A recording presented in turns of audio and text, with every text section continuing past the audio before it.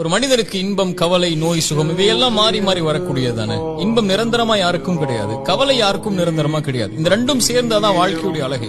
ஒருவேளை இறை நம்பிக்கை கொண்டவனுக்கு வாழ்க்கை முழுவதும் கவலை ஆனாலும் இந்த மூன்று விஷயங்களை அவன் ஆசுவாசப்படுத்தும்.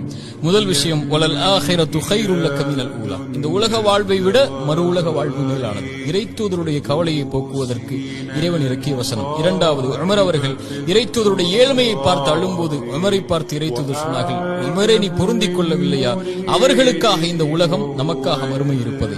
மூன்றாவது, இறை நம்பிக்கை கொண்டுடைய வாழ்வுடைய கவலையின் முடிவு மரணம். ஏன் தெரியுமா? மஹ்மது இடத்தில் கேட்கப்பட்டது, இறை நம்பிக்கை கொண்டவனுடைய நிம்மதி எப்போது என்று. மஹ்மது சொன்னார்கள், சொர்க்கத்தில் அவனுடைய பாதத்தை முதலாவதாக வைக்கும் போதுதான்.